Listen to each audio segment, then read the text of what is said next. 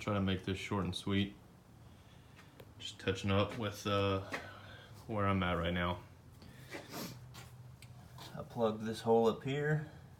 I welded up all the little screw holes. There's a underneath there, that sand spot. There's one there. The spot where the brake cable was down there is welded up. And I cut this out and welded it, and you see my nasty Bondo job that I'm trying to do with filler. Still got to sand that out. I've got fiberglass underneath it. I smeared fiberglass around the weld. There were a couple little bitty pinholes. I didn't feel like going back and touching up the welds. I'd already put the welder up after I ground it down, but a few little bitty pinholes around about I could see light through. Instead of welding them up, I wanted to put fiberglass over the weld anyways, because it has a little bit of a step where the weld was, because I didn't have the same gauge thickness as this firewall. I don't know what gauge it is. It's kind of an oddball. I think I used 16 gauge when I put it back. I think this firewall might be 18. I don't know. But anyways, the metal that I welded in was a little bit thicker, so it was a slight step. So I fiberglassed first with the, not actual fiberglass, but like the kitty hair filler, short strand. Did that first. Then I put Evercoat Rage Gold over that, and I'm still working on blocking, or not really blocking it, but sanding it out smooth before I epoxy it. Anyways, that's where that's at. I still have to cut my hole for this bulkhead. This doohickey.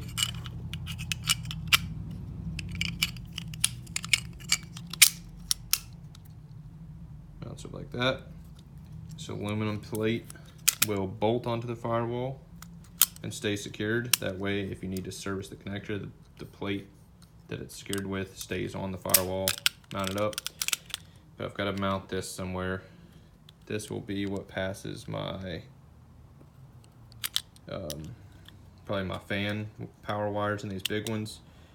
The little ones, it has 3 different sizes. I think 12 gauge, 16, and 20 maybe. I don't know, usually the little bitty ones around the outskirts. Anyways, the big ones will be my power for my fans. Smaller ones will be sensors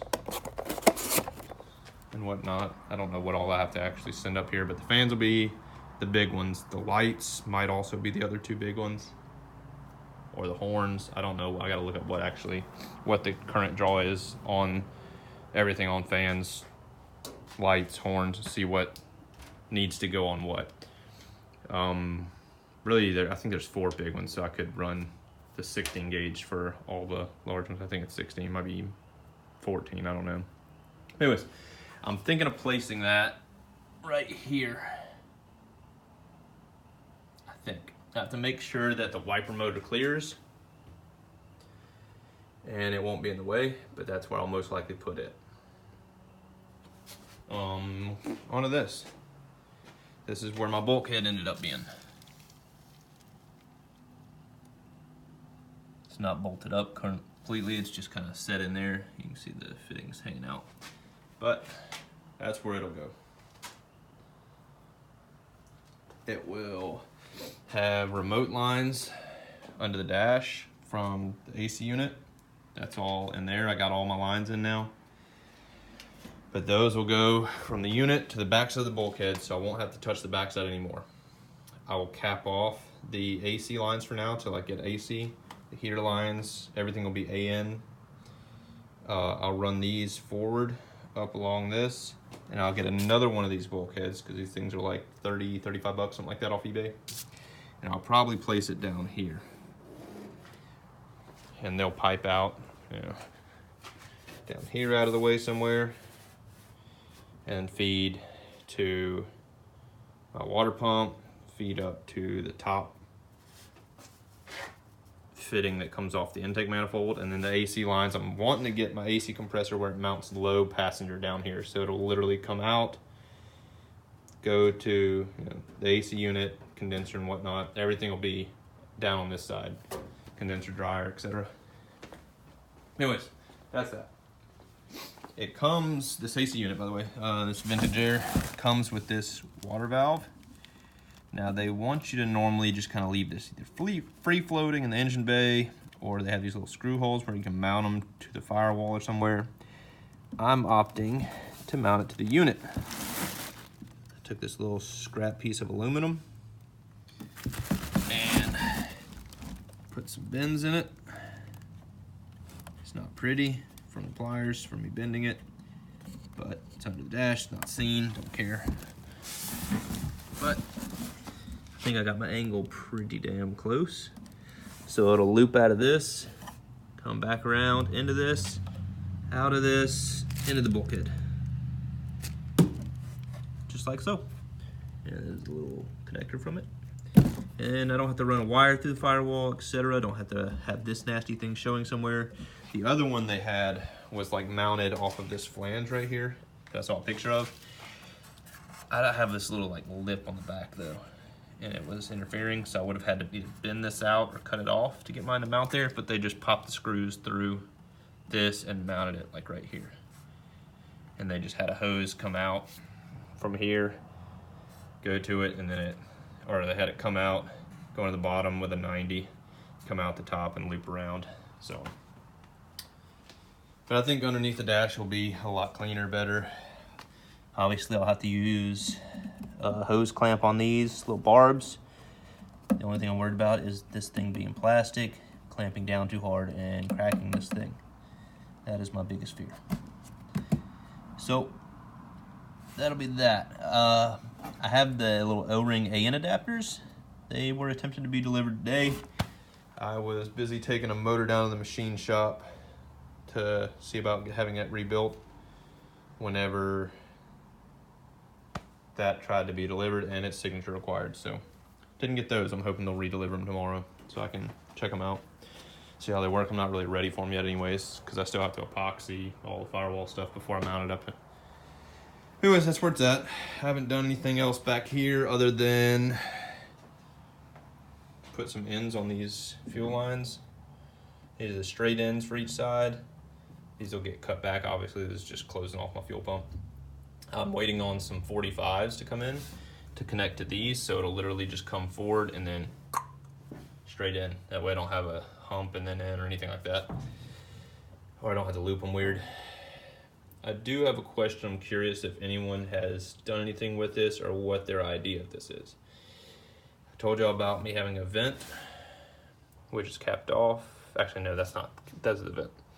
So I've been looking up how to do the vents, or what I want to do with the vent. A bunch of them will come up and put a loop in it and then out the car.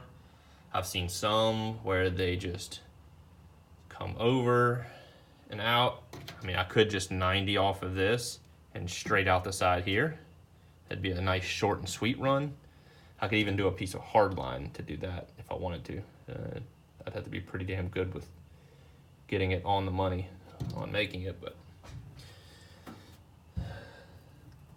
I'm trying to think of different ways I can do it. So far, my idea I've thought of is to 90 it, run it either behind the battery, around, maybe find a way to secure it up top so it goes up and then around, and then run it along this lip and run it into the filler neck. I bought a little stainless AN bung that I can weld into the filler neck because, if anyone knows, the gas cap is the fuel vent for these Mustangs. I don't know if I want to keep it that way or if I want to run a different external vent. So it's either loop it around to that filler neck or bulkhead out this lip somewhere. And I'll just 90 it. It'll come up on a 90. It'll have, that much incline, not a whole lot, but it'll just run horizontal and then out. They say you're actually supposed to run the lines forward some, so if it does slosh up, the acceleration will keep the fuel back down the line. If I just 90 it and then loop it and then run it backwards, it's not really doing much of that at all, and I risk spilling fuel. I think this little AN vent has like a baffle setup on the roller ball that's in it, because it's a rollover valve. I think that'll keep the fuel from coming up out of it, but I'm not positive. So I know it might be a play around with and test fit thing. Not sure if I want to pop a hole through this just to end up plugging it because I don't use it. Anyways, if anyone's done it before, give me your input, tell me your ideas, your thoughts. And I'm closing up for the night. Been out here, well, I'm not out here for too long, a couple hours, but I've been messing with car stuff most of the day. So I'll come out here and sand this tomorrow maybe and prep it. Hopefully I won't have to put too much more filler on this to get it smoothed out. And maybe be able to throw epoxy on this thing this weekend. I need epoxy that. I need epoxy just go over this area where I drilled. All underneath the dash where I welded. And I need to still hit the underside of the hood, underside of the trunk. And that'll be golden. Then I get to move on to doing my filler neck work that I gotta do. But alright guys, thanks for watching.